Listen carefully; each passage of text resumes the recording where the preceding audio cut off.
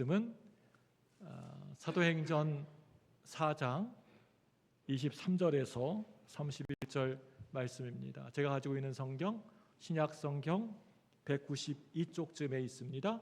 사도행전 4장 23절부터 31절 말씀입니다. 찾으셨으면 우리 서로 한 절씩 교독하도록 하겠습니다. 제가 23절 먼저 읽겠습니다.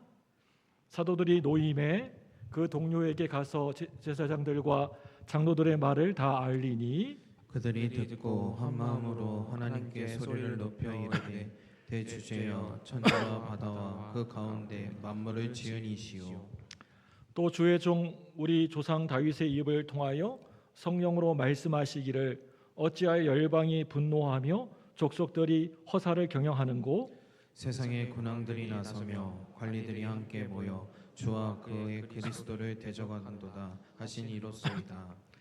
과연 헤롯과 본디오 빌라도는 이방인과 이스라엘 백성과 합세하여 하나님께서 기름 부으신 거룩한 종 예수를 거슬려 하나님의 권능과 뜻대로 이루려고 예정하신 그것을 행하려고 이 성에 모였나이다. 주여 이제도 그들의 위협함을 굽어보시옵고 또 종들로 하여금 담대히 하나님의 말씀을 전하게 하여 주시오며 손을 내밀어 병을 낫게 하시옵고 표적과 기사가 거룩한 종 예수의 이름으로 이루어지게 하옵소서 하더라. 우리 같이 읽습니다. 일기를 다음에 모인 곳이 진동하더니 우리가 다 성령에 충만하여 담대히 하나님의 말씀을 전하니라. 도중에 아멘 하셔가지고 다 말씀이 다 끝난 줄 알았습니다. 보니 한 절이 남아있어요. 우리 옆에 분에게 인사하겠습니다. 반갑게 인사합니다. 네, 얼굴 바라보시면서 네, 사랑하고 축복합니다. 좀 손이나 잡아주면서 좀 이렇게 하십시오. 그냥 먼저 말하면서 사랑하고 축복합니다 이렇게 하지 마시고요. 네, 앞뒤로 인사하겠습니다. 네, 잘 나오셨습니다. 네, 은혜 많이 받으세요. 우리나라는 설날이 2번 있습니다. 신정과 구정. 그래서 아무쪼록 여러분 새해 복 많이 받으시기 바랍니다. 별로 받기 싫으신 것 같은데요. 새해 복 많이 받으셔요. 하나님이 주시는 복 받으시기 바랍니다. 복의 차원이 달라요. 구약의 복이라고 나온 단어가 신약에는 다 은혜라고 해도 무방합니다. 여러분 하나님의 은혜 받으시기 바랍니다. 충만히 받으시기 바랍니다. 그래서 나눠주시기 바랍니다. 여기까지. 자, 어떤 교회 목사님이 계셨어요. 목사님이 계셨는데 이 목사님이요 콩팥이 신장이 많이 안 좋으셨나 봐요. 그래서 곧 있으면 이제 신장 콩팥 수술을 받아야만 했습니다.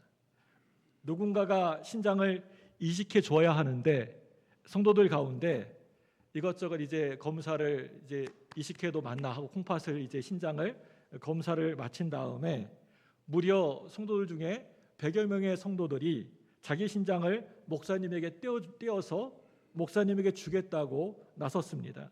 너무나도 감사하기도 하고 해서 그러면 어떤 사람의 콩팥을 신장을 떼는 게 그게 하나님의 뜻인가 하고 그래서 예배를 드리게 되었다고 합니다. 예배를 드리고 있는 도중에 목사님이 엄청 성능이 좋은 그런 강한 바람이 나오는 선풍기 한 대를 팍 돌리더니 아주 부드러운 깃털 하나를 그 앞에 선풍기 그 프로펠러 그 앞에다가 바람 나오는 데다가 두었습니다. 그 깃털이 공중에서 훨훨 날더니 성도들 머리 위에 왔다 갔다 하는 것입니다. 목사님이 이렇게 얘기했습니다. 이 깃털이 떨어지는 그 사람의 신장을 또 끼워가지고 제가 이식받는 걸 그걸 하나님의 뜻으로 알겠습니다 라고 이렇게 얘기를 했습니다. 그 소리를 듣고 처음에는 조용조용하게 소리도 들리랑 말랑하게 그렇게 성도들이 기도하더니 갑자기 주여 주여 하면서 이렇게 기도 소리가 부르짖으면서 통성기도로 바뀌게 되었습니다. 그러면서 그 깃털을 향하여서 다 같이 이렇게 저처럼 이렇게 두 손을 들고 이렇게 기도하는 겁니다. 주여 깃털을 저에게 주시옵소서. 깃털을 저에게 주시옵소서. 주여 주여 이렇게 깃털이 홀홀 날아다니다가 결국에는 목사님의 머리에 위에 떨어졌다는 그런 얘기가 있습니다. 여러분, 거기에 모인 사람들이 목사님과 사랑을 나누고 싶은 마음이 왜 없었겠습니까? 목사님과 생명을 나누고 싶은 마음이 있으신 분들이죠. 그런데 나에게 정작 고통이 내게 온다고 했을 때에는 그렇게 말처럼 쉬운 일이 아니라고 하는 그런 이야기입니다. 여러분, 사람 중에 고난 좋아하는 사람 있을까요? 우리 성도님 가운데, 우리 광주부등교회 성도님 가운데 나는 고난 참 좋아한다, 사랑한다 하는 분 있습니까? 아마 거의 다 고난 좋아하는 분 아마 안 계실 거라고 저는 생각합니다. 사도행전을 부를 때 여러 별명들이 있어요. 사도행전을 또 어떻게 부르냐면요, 사도행전을 보통 성령 행전, 또 교회 행전이라 그렇게 부릅니다. 제가요 거기에다가요 별명을 하나 더 붙여준다고 한다면 고난 행전이라고 좀 그렇게 전 부르고 싶습니다. 사도행전을 성령 행전, 교회 행전, 저는요 사도행전을 고난 행전이라고 부르고 싶어요. 이 땅에 교회가 세워질 때 그냥 알아서 저절로 세워지진 않았습니다. 교회가 세워져 가는 과정 속에서 처음 초대교회는요 수많은 핍박과 고난을 받아야만 했습니다. 어떻게 보면 그 핍박과 눈물과 그러한 고난의 씨앗으로 우리 교회가 이렇게 세워지게 된 것입니다. 많은 힘들고 어려운 일들이 숱하게 많이 있었습니다. 역경과 아픔을 겪어내야 했습니다. 그리고 이것을 감당하는 과정을 보면 복음서의 기도와 사도행전 기도에 약간의 차이가 있는 것을 볼 수가 있습니다. 복음서에는 예수님과 예수님의 제자들이 기도할 때 어떻게 했냐면요, 많은 경우에 이렇게 기도를 했습니다. 이렇게 물론 겟셋마네 동산에서와 같이 땀방울이 핏방울이 될 정도와 같이 간절히 기도하는 장면들도 나옵니다. 그런데 보통 대개는 혼자서 기도하는 것을 보게 됩니다. 홀로 가서 기도합니다. 복음서를 아무리 봐도 예수님이 겟셋마네 동산에 올라가서 제자들과 함께 손잡고 주여 주여 이렇게 삼창하고 우리 통성기도하자 그런 것 없지 않습니까? 주로 조용히 기도합니다. 홀로 혼자서 기도하는 시간을 가졌습니다. 그런데 사도행전으로 넘어와서 보면 어떻게 이제 기도하고 있습니까? 조용히 살살 기도합니까? 아버지 하면서 이렇게 기도합니까?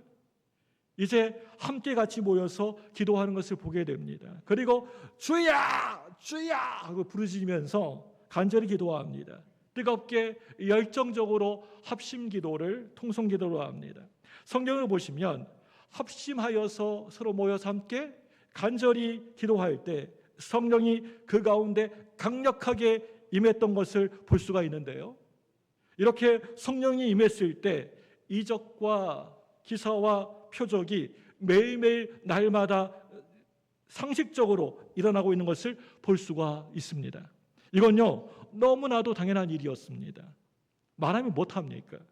어떤 역사가 있었느냐면요, 베드로가 40년 동안이나 태어나면서부터 지금까지 단 한 번도 걸어보지 못한 성전 미문에 걷지 못한 사람을 향하여서 뭐라고 하고 있습니까? 우리 사도행전 3장 6절 말씀 보겠습니다. 우리 다 같이 보겠습니다. 시작. 베드로가 이르되 은과 금은 내게 없거니와 내게 있는 이것을 내게 주노니 나사렛 예수 그리스도의 이름으로 일어나 걸으라 하고, 뭐라고 얘기했습니까?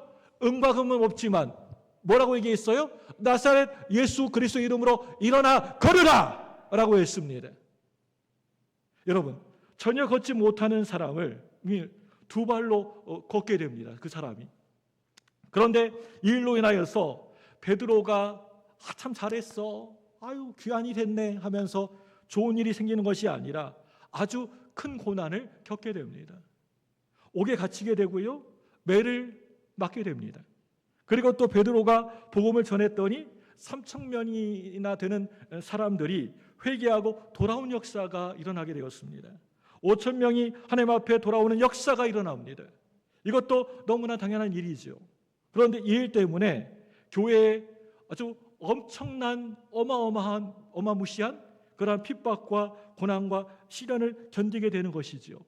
여러분, 오늘 이 말씀 우리가 읽으면서 우리 마음속에 모두가 다 궁금한 한 가지가 떠오르지 않나요? 그건요, 예수 잘 믿고 신앙생활 잘하고 또 성령 충만한 교회에 왜 이렇게 고난이 어려움이 찾아왔을까? 보통 우리가 생각하기에는 예수님 잘 믿고 교회 잘 다니면 행복하고 좋은 일만 생겨야 되는데, 형통해야 되는데 왜 이렇게 아픔과 고통과 고난이 찾아오게 될까? 예수 믿는데도. 복음을 위하여서 헌신하는 사람들이 왜 무서운 시련을 겪어야 하는 것인가? 라고 하는 질문입니다. 사랑하는 여러분들, 이러한 문제를 해결하려고 했을 때 많은 사람들이 이러한 문제를 신비주의로 해석을 하곤 합니다. 예수 믿으면, 교회에 빠지지 않고 눈이 오나 비가 오나 열심히 다니면, 성령 받으면 아픈 사람도 낫는다, 고난 가운데 있는 사람도 평안해진다, 사업과 장사가 안 되던 사람들도 모든 일이 잘 되고 형통한 삶을 누리게 된다라고 그렇게 생각하는 경향이 많습니다. 그건요, 내가 별로 애쓰고 힘쓰지 않아도 어떤 굉장한 신비의 힘이 나타나서 요술방망이 같은 게 짠하고 나타나서 우리를 그렇게 해주기를 바라고 있는 겁니다. 내가 성령 받으면, 예수 잘 믿으면, 교회 열심히 다니면, 기도 열심히 하면 내가 가진 것들과 내가 가지고 있는 상황과 조건과는 전혀 상관이 없이 어떤 엄청난 힘과 능력에 의해서 내 욕심이 다 채워지게 된다라고 생각합니다. 좀 더 좋게 말하면 내 기도가 응답되어진다라고 생각합니다. 기도 응답이 없다라고 하는 말은 아니지만 이 모든 것을 다 자기 중심적으로 생각하고 일시적인 축복을 얻는 것이 그게 마치 신앙의 진정한 목적인 양, 내가 예수 믿는 그게 목적인 것처럼 변질되어져 버린다는 것입니다. 이런 잘못된 세상의 기복주의적인 생각이 신비주의에 깊이 빠져들게 한다고 하는 것이죠. 이런 사람들은요, 하나님 말씀보다도요, 자기 경험을 더 앞장세웁니다. 내가 해보니까, 내가 예전에 해보니까 이렇더라 하면서 말씀은 뒤로 이렇게 치워버리고 자기 경험만을 앞세웁니다. 하나님의 뜻을 생각하지 않고 늘 언제나 자기 머릿속에 생각나는 것, 머릿속에서 이렇게 지나가는 것, 기도 며칠 하고 나서 그 다음에 자기가 어떤 신비한 능력을 엄청 있는 사람이나 된 것처럼 하나님이 이제 내가 이렇게 기도해 보니까, 하나님 앞에 가서 내가 한번 기도해 보니까 나에게 직접 이렇게 하라고 말씀하셨어 라고, 하나님이 이렇게 하라고 그랬다고, 심지어는 자기한테가 아니고 다른 사람들을 향해서 하나님이 이렇게 말씀하셨다라고 하면서, 내가 기도해 보니까 이렇게 하나님 말씀하셨어라고 하면서 하나님의 이름을 팔아서 자기 장사하려고 하는 사람이 있습니다. 한마디로 하나님의 이름을 망령되게 일컫는 경우들이 참 많이 있다는 겁니다. 초대교회는요, 예수 잘 믿고 성령 충만한 사람에게 왜 고난이 찾아오는가? 이런 질문 절대 결코 하지 않았습니다. 그 어디를 봐도, 성경 봐도 그런 질문 없습니다. 제가요, 이 시간 이 질문 제목을 던졌을 때 그래 맞아, 왜 예수 잘 믿고 교회 열심히 다니고 성령 충만한 사람에게 고난이 오는 거지? 저와 여러분들의 마음속에 이런 동일한 질문이 생겼을 텐데 초대교회 성도들은요, 이런 질문 하지 않았다라고 하는 것입니다. 그리고 또 신실하다고 하는 사람들 가운데 고난이 찾아왔을 때, 또 어느 날 위기가 닥쳐왔을 때, 핍박이 찾아왔을 때 내가 뭘 잘못한 거지? 내 죄 때문인가 봐, 내가 잘못해서 그런가 봐, 그렇게 생각하는 사람들 있지 않습니까? 살아가면서 원치 않는 고난을 만나게 되고 고난이 찾아오게 되었을 때 자기 자신을 한번 돌아보는 건 너무나도 그거 좋은 일이고 아름다운 일 아닙니까? 그리고 힘들고 어려운 일을 만나게 되었을 때 자기가 그동안 해왔던 그 신앙생활을 다시 한번 뒤돌아보면서 한 걸음 더 거룩해지고 성결한 삶으로 나아가는 교회를 만들어가는 것은 너무나 멋지고 근사한 일 아닙니까? 그런데 다른 사람을 향하여서 힘들고 어려운 일을 만날 때마다 죄 때문이라고 생각하는 이런 경우를, 이런 생각을 율법주의라고 하는 것입니다.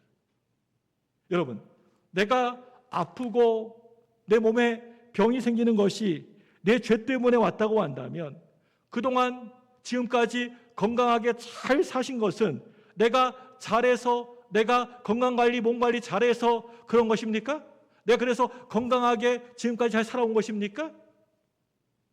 내가 하는 사업이, 일이 어렵고 실패를 경험하는 것이 그게 죄 때문이라고 한다면 그동안 별 염려 걱정 없이 형통하게 잘 먹고 잘 사신 것은 내가 착한 일을 많이 해서 그랬다는 말입니까? 다른 사람의 고난이 죄 때문이라고 한다면 형통함은 나의 의로움, 나의 의 때문이었느냐라고 하는 것입니다. 그게 아니지 않느냐라고 하는 겁니다. 이런 율법적인 사고 방식이 우리 성도들의 마음을 온전히 성장시키지 못하게 하는 겁니다. 어느 순간 나도 모르게 하나님의 은혜에 대한 감격과 감사와 기쁨이 사라져버리고 맙니다. 늘 항상 얼굴이 우울해 보이고 찡그러진 삶을 사는 것은요, 그건요 내가 율법주의에 찌들어서 살고 있기 때문에 그런 것입니다. 제가요 예전에 있었던 교회에서요 사역을 하다가 다리를 다쳤습니다. 뼈가 부러져 버렸습니다. 다리에 있는 뼈가. 그래서 병원에 입원하게 되었습니다. 그랬더니 몇몇 성도님들이 수근수근거리면서 목사님이 신방하다가 다리가 부러졌다고 하면서 우리 목사님 뭘 잘못했지?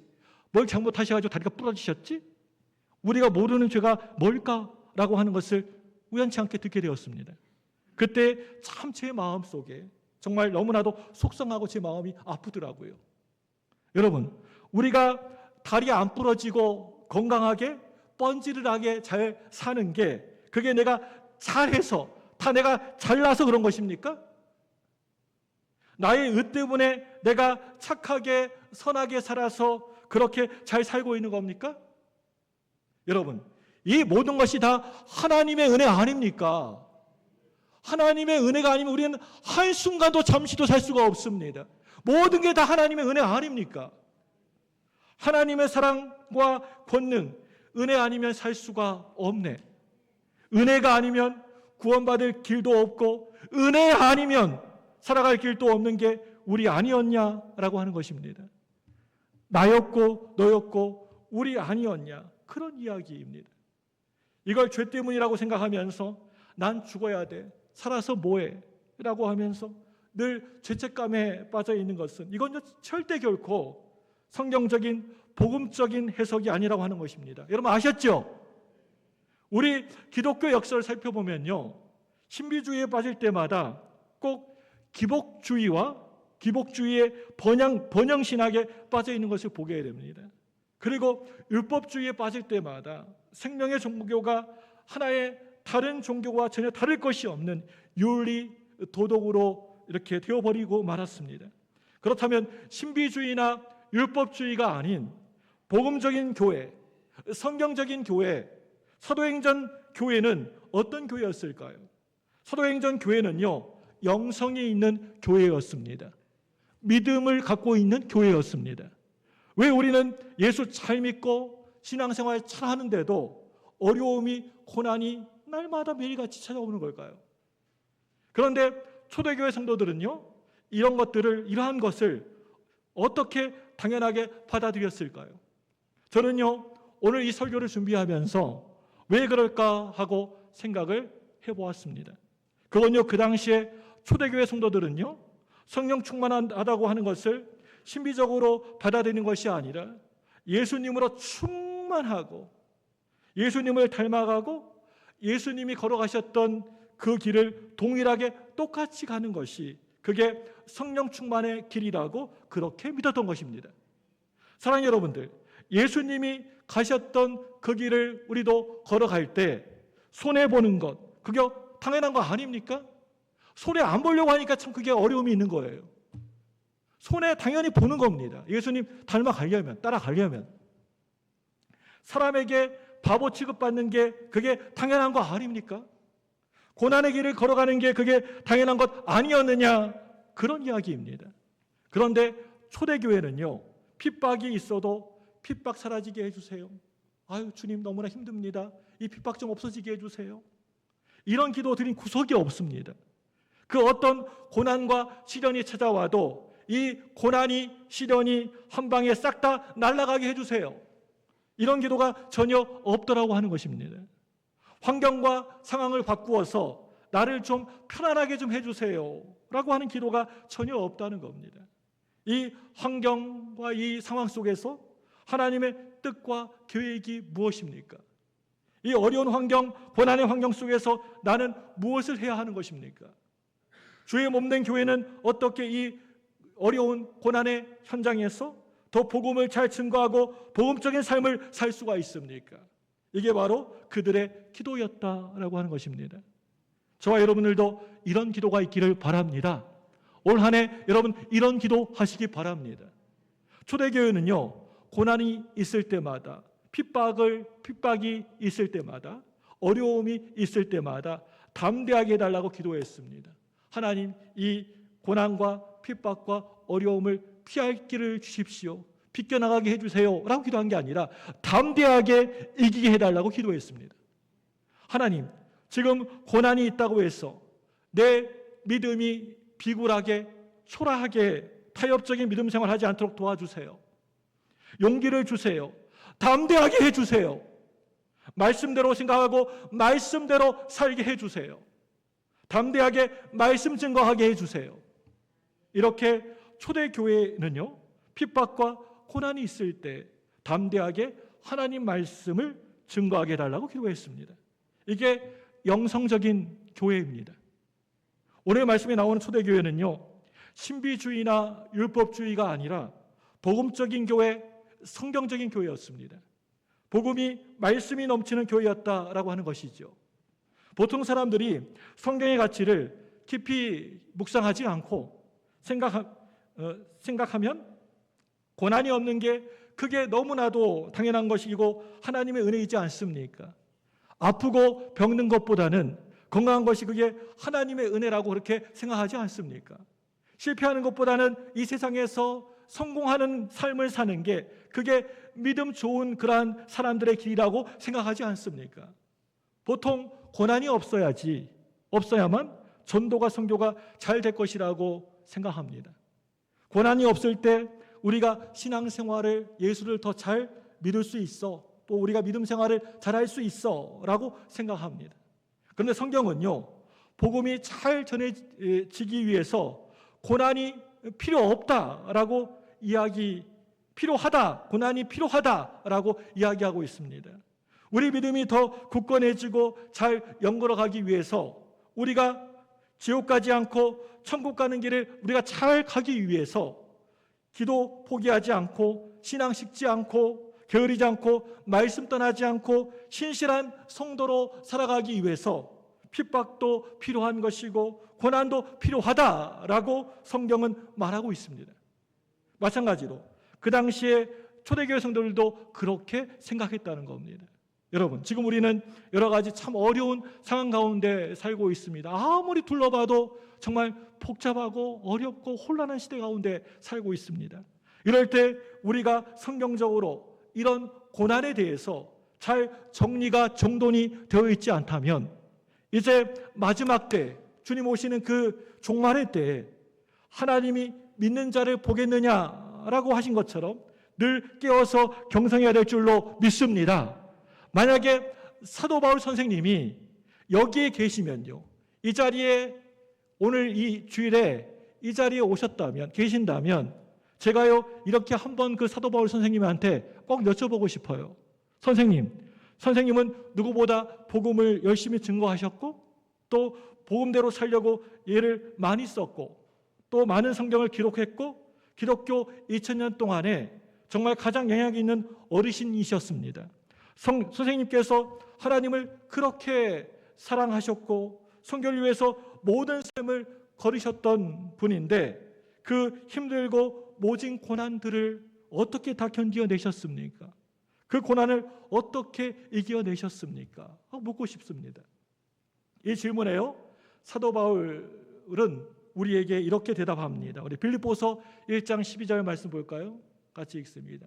시작. 형제들아, 내가 당한 일에 도리어 복음 전파에 진전이 된 줄을 너희가 알기를 원하노라. 네, 여기 보면 내가 당한 일이라고 되어 있습니다. 여러분, 이 말씀에서 첫 번째 부분에 형제들아, 내가 당한 일, 이 일이 무슨 일일까요? 내가 당한 일이 어떤 일이었을까요? 궁금하지 않습니까? 아마도 내가 당한 일은요, 온갖 고난, 그리고 온갖 손해일 것입니다. 온갖 억울한 일들일 것입니다. 그래서 사도 바울은 이런 상황에서 뭐라고 하고 있습니까? 내가 당한 이런 일들이 도리어 복음의 진보가 되었다라고 이야기하고 있습니다. 복음을 전하다가 감옥에 갇히게 됩니다. 매맞게 됩니다. 뭐 하다가요? 다른 일도 아니고요, 복음 전하다가요, 전도하다가 이렇게 어려움을 당하게 됩니다. 그럼 보통 하나님, 이 상황이 말이 되는 겁니까? 내가 지금 복음 전하고 있지 않습니까? 그런데 왜 나를 감옥에다가 가두시는 것입니까? 그런데 성경 어디를 보더라도 왜라고, 사도 바울이 왜라고 그렇게 묻지 않고 있습니다. 왜라고 하는 말이 없는 게 그게 바로 초대교회의 모습입니다. 왜가 없어요. 그 어디에도 왜 이런 말 없습니다. 왜 내가 복음 전하다가, 내가 왜 주일을 하다가, 내가 이렇게 신앙생활 하다가 왜 이런 일을 당합니까? 왜라는 말이 없습니다. 그냥 감옥에서 묵묵히 하나님만 바라보면서 기도하는 겁니다. 고린도서 1장 24절 말씀 볼까요? 같이 보겠습니다. 시작. 나는 이제 너희를 위하여 받는 괴로움을 기뻐하고 그리스도의 남은 군원을 그의 몸된 교회를 위하여 내 육체에 채우노라. 고난을 어디다가 채운다고요? 내 육체에 채우노라. 여러분, 이 말씀은요, 예수님이 날 위해서 고난 당하셨다고 한다면, 모진 그러한 어려움과 고통을 당하셨다고 한다면, 날 위해서 십자가에 달려 죽으셨다고 한다면, 내가 예수님을 위해서 고난당하고 손해보고 죽을 수 있다면 그것이 영광 아니겠어? 그거 참 기쁨 아니겠어? 바로 그런 얘기를 하고 있는 겁니다. 이런 모습이 복음주의적인 교회 모습이고 성경적인 교회의 모습입니다. 우리는요, 이렇게 고난 중에 있더라도, 우리가 믿음 생활하며 이렇게 신앙생활 잘하면서도, 예수 믿으면서도 고난 중에 있더라도 기도하는 사람입니다. 기도를 포기하지 마시기 바랍니다. 기도의 사람들입니다. 그리고 하나님을 만나는 사람입니다. 믿습니까? 우리는 기도의 사람이고 하나님을 만나는 사람이다. 오늘 말씀 29절에 보시면 고난을 만났습니다. 어려움을 만나게 됩니다. 온갖 사람들이 초대교회를, 성도를 보면서 비난하고 비웃고 핍박합니다. 그럴 때 어떻게 합니까? 사도행전 4장 29절 말씀입니다. 같이 읽습니다. 시작. 주여, 이제도 그들의 위협함을 굽어보시옵고 또 종들로 하여금 담대히 하나님의 말씀을 전하게 주시오며. 아멘. 뭐라고 하고 있습니까? 그 마지막 부분에 후반절에 담대히 하나님의 말씀을 전하게 하여 주시오며, 담대하게 해달라고, 담대하게 이 말씀대로, 하나님 말씀대로 살게 해달라고, 담대하게 이 말씀을 증거하며 살게 해달라고 기도하고 있습니다. 하나님, 제발 이 어려운 고난 가운데 피하게 해주세요. 저 사람들 다 그냥 쫄딱 다 없애주세요. 그러지 않았습니다. 담대하게 말씀대로 살고 말씀 증거하며 살게 해달라고 기도했습니다.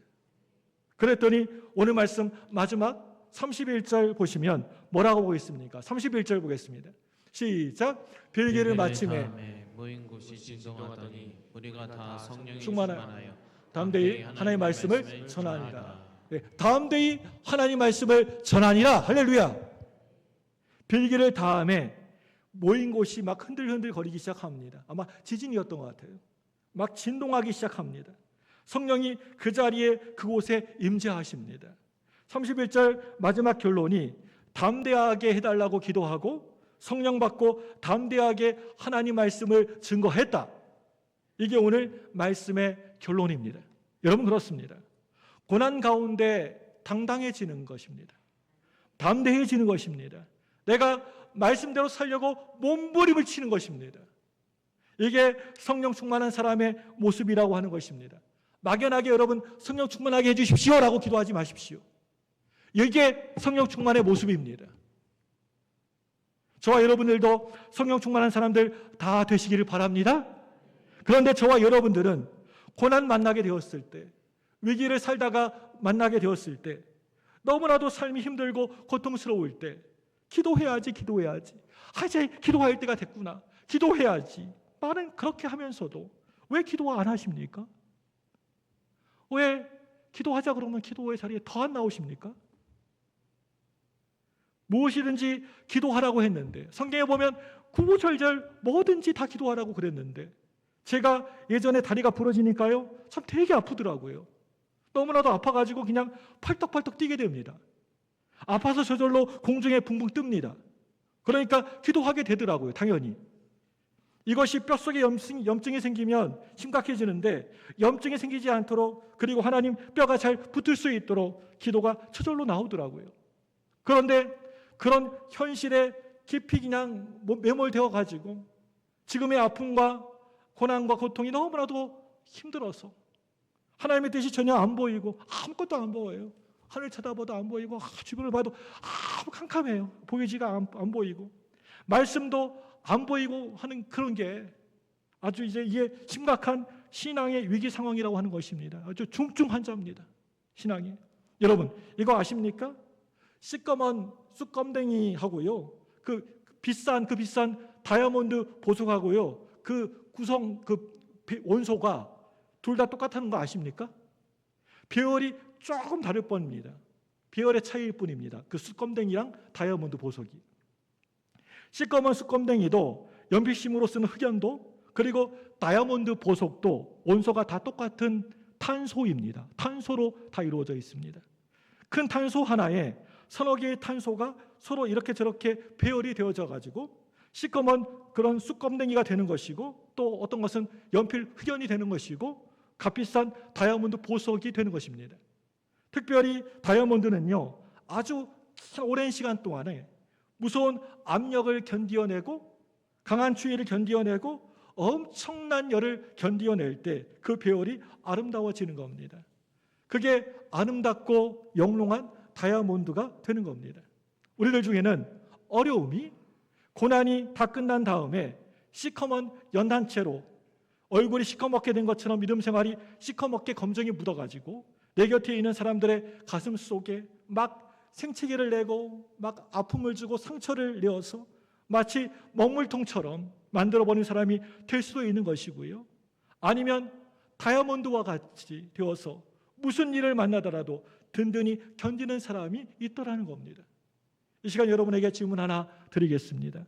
여러분, 오늘 이 시간이 내 인생에 있어서 마지막 날이라고 한다면 하나님 앞에서 한 점 부끄러움이 없는 사람으로 서실 수 있으시나요? 설 수 있으시나요? 한 사람이라도 있을 줄 알았는데 설 수 있습니까? 오늘 이 시간 예수님이 이곳에 이 자리에 오신다면 여러분 하늘 우러러 한 점 부끄러움 없이 예수님을 기쁘게 맞이할 수가 있으시나요? 어떠셔요 여러분? 사랑하는 여러분들, 내가 하나님 앞에서 정말 진짜라고 하는 것을, 알곡이라고 하는 것을, 담대한 사람이라고 하는 것을, 말씀의 사람이라고 하는 것을, 은혜로 살아왔던 사람이라고 하는 것을 분명히 확실히 여러분 보여줄 수 있으시나요? 나 예수 잘 믿었습니다. 그래도 내가 말씀대로 살려고 했습니다. 말씀 증거했습니다. 라고 담대히 말씀드릴 수 있으나요? 우리 주님께? 이때가 바로 내가 다이아몬드 보석이라고 하는 것을 분명히 증명할 수 있는 기회라고 하는 것입니다. 하나님은 저와 여러분들을 절대 결코 포기하지 않으시고 끝까지 믿고 기대하고 계십니다. 믿습니까? 저와 여러분들은요 다이아몬드 신앙인들입니다. 기도하겠습니다. 이 시간 두 손을